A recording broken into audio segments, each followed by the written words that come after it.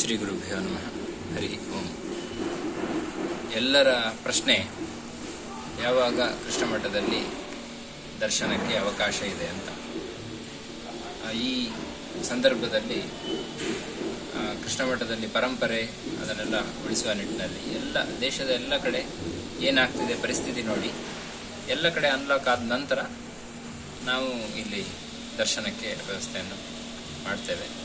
ಅಷ್ಟೋ ತನಕ ಎಲ್ಲ ಭಕ್ತರು ಕೂಡ ಮನೆಯಲ್ಲಿ ಪ್ರಾರ್ಥನೆಗಳನ್ನು ಸಲ್ಲಿಸಿ, ಇಲ್ಲಿಯೂ ಕೂಡ ಋತ್ವಿಜರು ಎಲ್ಲ ಯಾರಿದ್ದಾರೆ ಅವರೆಲ್ಲರೂ ಕೂಡ ದೇಶದ ಇದಕ್ಕಾಗಿ ಪ್ರಾರ್ಥನೆ ನಿರಂತರವಾಗಿ ಇಲ್ಲಿ ನಡೀತದೆ.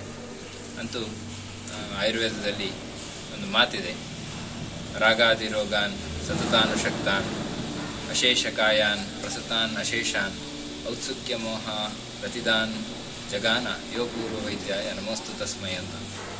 ಅಲ್ಲಿ ಹೇಳಿರೋದೇನೆಂದರೆ, ರಾಗ ಮತ್ತು ನಮ್ಮ ಮೋಹ ಇವೆಲ್ಲ ಕೂಡ ಮನಸ್ಸಿನ ದೋಷಗಳೇ ಎಲ್ಲ ರೋಗಕ್ಕೆ ಕಾರಣ ಅಂತ. ಹಾಗಾಗಿ ಆಯುರ್ವೇದ ಹೇಳ್ತದೆ, ಮನಸ್ಸು ಚೆನ್ನಾಗಿದ್ದರೆ ಎಂತಹ ರೋಗವನ್ನು ಕೂಡ ಗೆಲ್ಲಬಹುದು ಅಂತ.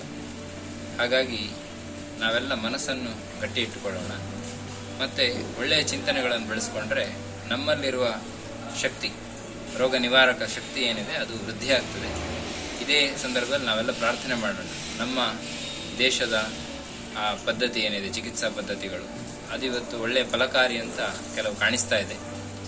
ಅದನ್ನು ನಾವು ಬಳಸುವಲ್ಲಿ ಮತ್ತು ಬೆಳೆಸುವಲ್ಲಿ ಮುಂದಿನ ದಿನಗಳಲ್ಲಿ ಚಿಂತನೆ ಮಾಡಲಿಕ್ಕೆ ಇದೊಂದು ಸದವಕಾಶ.